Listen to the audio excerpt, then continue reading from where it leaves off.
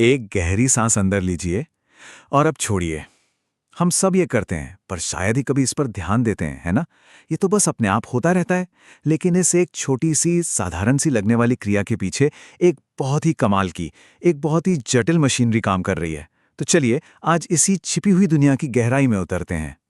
हम सब हर रोज लगभग 20,000 से भी ज्यादा बार सांस लेते हैं और छोड़ते हैं। पर कभी ये सोचा है कि इस लगातार नॉन स्टॉप चलने वाली प्रक्रिया को पावर कहाँ से मिलती है? देखिए, इसका जवाब शायद वो नहीं है जो हम में से ज्यादातर लोग सोच रहे होंगे।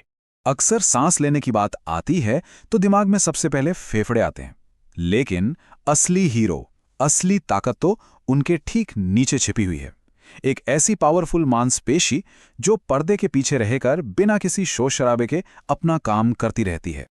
और ये गुमनाम हीरो है हमारा डायाफ्राम। ये एक गुंबद, एक डोम के शेप की बहुत मजबूत मांसपेशी है जो हमारी छाती को पेट वाले हिस्से से अलग करती है। और सच पूछे तो यही हमारी सांसों का असली इंजन है। तो ये काम कैसे करता है? इसे एक पिस्टन की तरह समझिए। जब हम सांस अंदर खींचते हैं तो ये डायफ्राम सिकुड़कर नीचे मतलब चपटा हो जाता है।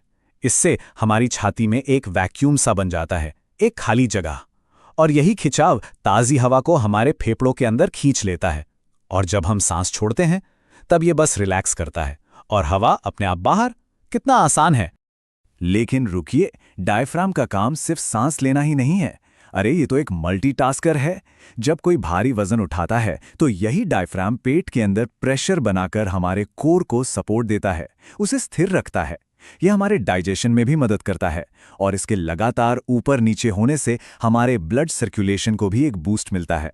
तो ये सिर्फ एक मांसपेशी नहीं बल्कि शरीर का एक बहुत जरूरी सपोर्ट सिस्टम है। ठीक है, तो डायफ्राम ने हवा अंदर खींच ली। अब आगे क्या? अब हवा एक ऐसे रास्ते पर निकलती है, एक ऐसे नेटवर्क में दाखिल होती है जो बिल्कुल एक पेड़ जैसा दिखता है पर उल्टा। जरा कल्पना कीजिए एक उल्टे पेड़ की। हमारी श्वास नली, जिसे हम ट्रैकिया कहते हैं, वो है इस पेड़ का तना। फिर ये तना दो मोटी शाखाओं में बंटता है जिन्हें हम ब्रोंकाई कहते हैं।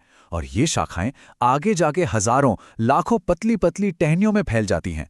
ये हैं ब्रोंक्यूल्स और इन्हीं के जरिए हवा फेफड़ों के कोने कोने तक पहुंचती है। तो अब हम हवा के सफर के बिल्कुल आखिरी पड़ाव पर पहुंच चुके हैं। एक ऐसी माइक्रोस्कोपिक जगह जहां जिंदगी के लिए सबसे जरूरी लेन देन होता है।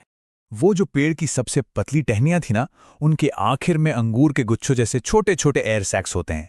इन्हें कहते हैं एल्वियोलाई। और यहीं पर असली जादू होता है। इनकी संख्या कितनी है, कोई अंदाजा? लगभग 48 करोड़। जी हां, हमारे फेफड़ों में करीब 48 करोड़ ऐसे छोटे छोटे गुब्बारे भरे हुए हैं जो ये पक्का करते हैं कि हमारे शरीर को ऑक्सीजन की कोई कमी ना हो। और अब सबसे हैरान करने वाली बात, अगर हम इन सभी 48 करोड़ एल्वियोलाई को खोलकर फैला देना तो उनका कुल एरिया जानते हैं कितना होगा? एक पूरा का पूरा टेनिस कोर्ट। सोचिए, एक टेनिस कोर्ट जितनी बड़ी सतह हमारे सीने के अंदर पैक की हुई है। इन एयर सैक्स के अंदर एक कमाल की टीम काम करती है, टाइप 1 सेल्स। ये बहुत पतली दीवारें बनाती हैं, इतनी पतली कि ऑक्सीजन और कार्बन डाइऑक्साइड आसानी से आर पार जा सकें। और फिर हैं टाइप 2 सेल्स। ये रक्षक हैं।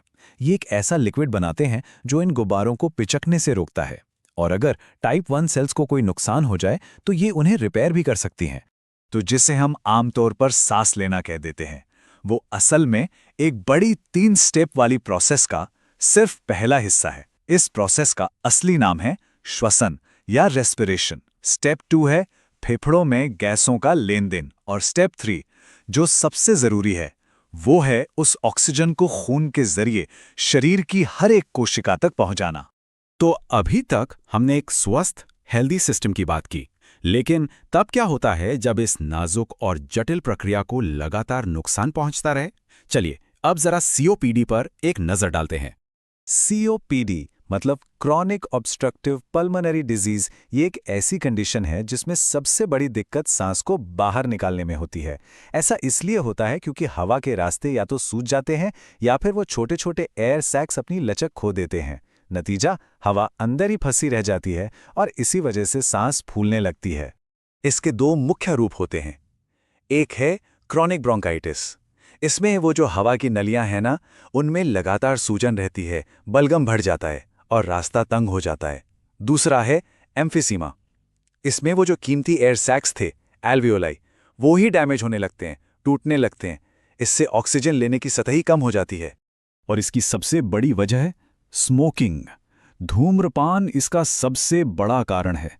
लेकिन घर के अंदर का प्रदूषण, जैसे चूल्हे का धुआं या फिर काम की जगह पर धूल और धुएं के बीच रहना, और कभी-कभी तो जेनेटिक्स भी इसकी वजह बन सकते हैं। तो इस पूरी यात्रा को देखें तो एक बात तो साफ है, हर सांस जो हम लेते हैं वो कोई मामूली घटना नहीं है। चलिए इसे एक बार फिर समझते हैं। ये पूरी प्रक्रिया डायफ्राम के एक हल्के से मूवमेंट से शुरू होकर उन 48 करोड़ एल्वियोलाई में होने वाले गैस एक्सचेंज तक, ये बायोलॉजिकल इंजीनियरिंग का एक शानदार, एक मास्टरपीस नमूना है। और ये सब हमारे अंदर हर पल लगातार चलता रहता है। वाकई अद्भुत है। ये पूरा का पूरा कमाल का डांस बिना हमारे ध्यान दिए अपने आप बिल्कुल सटीक तरीके से होता रहता है। ये बात सोचने पर मजबूर करती है कि हमारे शरीर के अंदर अभी इसी वक्त और कौन-कौन से ऐसे छिपे हुए चमत्कार हो रहे होंगे जो हमारी जिंदगी को मुमकिन बना रहे हैं।